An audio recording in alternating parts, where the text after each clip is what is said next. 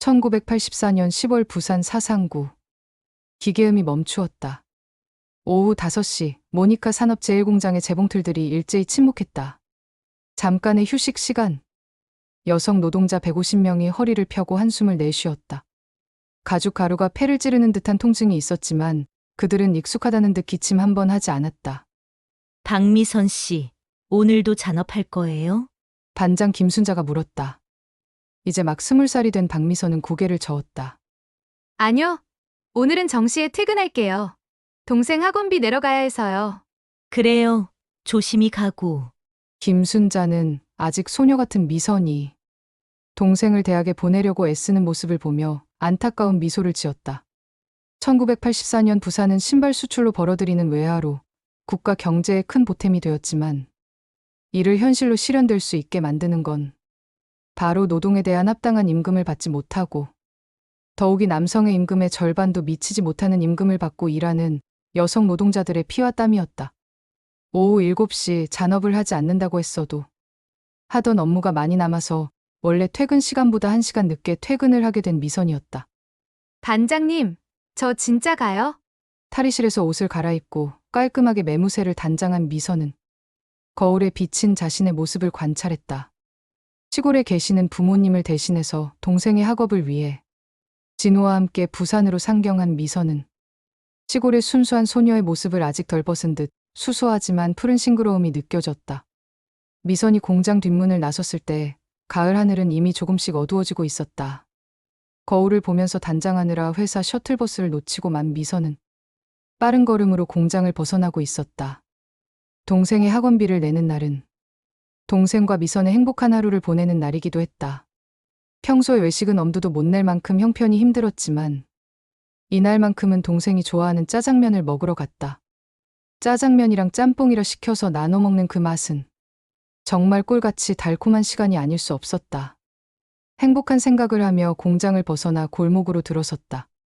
가로등이 성긴 골목길. 버스를 타려면 이 골목을 꼭 지나야 하는데 가로등이 골목 중간에만 하나 있어서 밤이 깊어오면 오싹해지는 느낌이 드는 곳이었다. 오늘 짜장면을 기대하고 있을 동생을 생각하며 발걸음을 재촉하는데 뒤에서 고급 승용차 한 대가 미선을 뒤따라 골목으로 들어섰다. 미선이 차가 지나갈 수 있도록 옆으로 비켜서자 미선의 옆을 스쳐 지나가던 차는 조금 더 앞에서 멈춰섰다. 그러더니 고급 승용차는 후진을 해서 미선의 옆에 서는 게 아닌가. 미선은 약간의 긴장감과 의아함으로 자신의 옆에 있는 썬팅이 어둡게 된 고급 벤츠를 바라보았다. 창문이 내려가고 중저음의 달콤한 목소리가 미선의 귀에 들려왔다. 안녕하세요. 모니카 신발 공장에서 일하는 직원분 맞으시죠? 아, 안녕하세요. 전무님, 오, 저를 알아봐 주시는군요. 양복을 입은 남자가 미소 지었다. 모니카 산업의 외아들 강민준. 31살인 그는 서울대 경영학과를 졸업하고 미국 유학까지 갔다 온 엘리트 중의 엘리트. 그리고 모든 여성들의 로망인 사람이었다. 보편적으로 부족함 없이 그것도 넘칠 정도로 가지고 살아온 사람들 대부분은 소위 말하는 갑질을 하기도 하는데 강민준 그는 모든 직원들에게 예의 바르고 온화한 사람이었다. 당연히 알죠. 공장 직원들 모두가 알거려. 하하하. 그런가요? 저도 이제 집에 가는 길인데 타세요. 가는 곳까지 태워드릴게요. 예? 괜찮아요. 이 골목만 지나면 곧 버스 정류장이라서. 날이 빨리 어두워지는데 여자 혼자 이렇게 다니면 위험해요. 타세요. 버스 정류장까지라도 태워드릴게요. 저 계속 이렇게 기다리게 할 겁니까? 미선은 솔직히 부담스러웠지만 한편으로는 이렇게 잘생기고 능력 있는 특히 공장주의 아들인 전무님에게 마음을 뺏기고 있었다. 어디로 갈까요? 그러고 보니 이름을 모르네요. 전 박미선이라고 해요. 되게 어려 보이는데 나이가 몇 살이죠? 20살이요. 저 진짜 버스 정류장까지만 태워주셔도 되는데요. 저 그렇게 야박한 사람 아니에요. 어디 가는 건데요? 동생 학원으로 가야 해요. 서면 사거리 쪽에 있는데 괜찮으세요? 그럼요. 아, 글러브 박스 안에 음료 있는데 마셔요. 일한다고 힘들었죠? 글러브 박스요? 앞에 있는 서랍이요. 그 순간 미선의 얼굴이 빨간 사과처럼 달아올랐다. 자신의 부족한 지적인 부분이 들통난 것 같아서 한없이 작아지는 느낌이었다.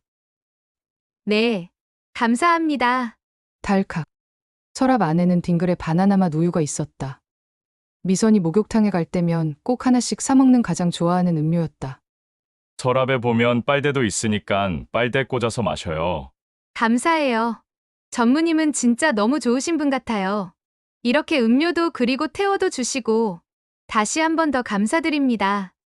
뭐려. 남도 아니고 우리 회사 직원인데 당연히 책임자인 내가 신경 써야 하는 거 아니겠어요. 그러니 편하게 있어요. 미선의 삶에서 이런 고급 승용차를 타본 적은 단 한 번도 없었다. 항상 시골에서 농사를 지으시는 아버지의 녹슨 트럭을 타고 다닌 기억뿐.